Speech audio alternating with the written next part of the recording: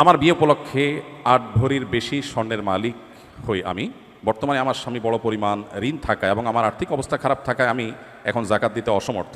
আমি যদি ৩ থেকে ৫ বছর পর স্বাবলম্বী হওয়ার পর জাকাত দেই, তাহলে এক্ষেত্রে বিলম্বে জাকাত প্রদানের ইসলামের বিধান কি? জাকাত ওয়াজিব আলাল ফওর। ইসলামী ফিক অনুযায়ী যখন জাকাত আবশ্যক হয় তখনই দিতে হয়। যদি আপনার মনে হয় যে এখন জাকাত দেওয়ার মতো ব্যক্তি আপনি খুঁজে পাচ্ছেন না বা আরও উপযুক্ত ব্যক্তি পাবেন, তাহলে টাকা আলাদা করে রাখলেন, হিসাব আলাদা করে রাখলেন, একটু পরে দিলেন, ঠিক আছে। বাট শুধুমাত্র আমার এখন দেওয়ার মতো টাকা নেই, এই অজুহাতে আপনি জাকাত ২-৪ বছর পিছাতে পারবেন না। আপনার ৮ ভরি স্বর্ণ থেকে খুব সামান্য পরিমাণ বিক্রি করলে কয়েক বছরের জাকাতের টাকা হয়ে যাবে। আমরা বেশিরভাগ মানুষ চাই আমারটা আমার কাছে থাকুক, আমি এক্সট্রা ফাওটা দিয়ে কোনো রকম জাকাত দেওয়ার চেষ্টা করব।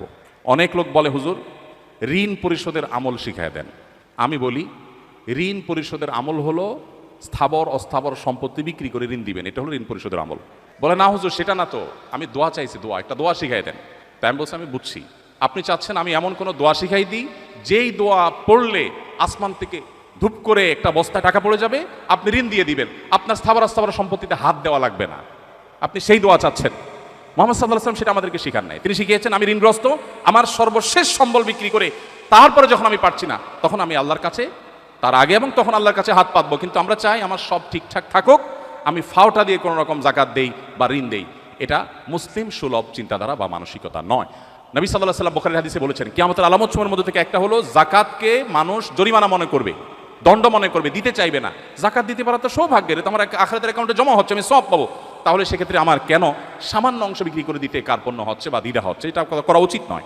অবশ্য মেয়ে এখানে প্রশ্ন বোঝা যাচ্ছে না, আপনার স্বামীর ঋণ আছে তাতে আপনার কি? আপনার স্বামীর ঋণ আছে তাতে আপনার কি? মুশকিল হলো স্বর্ণের মালিক আসলে কি, এটা ক্লিয়ার না। এটা কি নারী নিজে না তার স্বামী? আমাদের দেশে এক্ষেত্রে একটা বড় বড় ধরনের গোজামিল আছে। স্বর্ণ দিয়ে দেওয়া হয় মেয়েকে, যে তোমাকে দিলাম, মোহর হিসাবে দিলাম, ইত্যাদি ইত্যাদি। এরপরে যখন আবার তার ইটালির ভিসা চলে আসে তখন বলে স্বর্ণগুলো দাও, বিক্রি করে ইটালি যাবো। কত স্বর্ণ হয়ে যাবে? স্বর্ণের মালিক যদি তিনি হন তাহলে আপনি কিভাবে চান? আপনি একটা দরখাস্ত লিখতে পারেন, বরাবর মাননীয় স্ত্রী বিষয় ঋণ মঞ্জুরের আবেদন, জনাবা যথাবিহিত সম্মান প্রদর্শন পূর্বক নিবেদন, এই যে আমি অধম, ঋণগ্রস্ত, গরিব,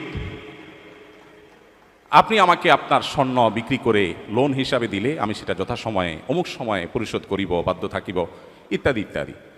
আপনি দরখাস্ত করতে পারেন, কিন্তু আপনি তো অর্ডার করছেন। তা আসলে স্বর্ণ কি আপনি তাকে দিয়ে দিয়েছেন? যদি দিয়ে থাকেন জাকাত তাকেই দিতে হবে, কিন্তু আপনি দিচ্ছেন আবার মন মতো আপনি নিচ্ছেন। আর দেওয়ার পরে তিনি যদি এটা তার মন মতো মানুষকে দিয়ে দেয় তাহলে আপনি তাকে প্রশ্নের মুখোমুখি করছেন। তার মানে বিষয়টা ক্লিয়ার না, এটা ক্লিয়ার করা উচিত।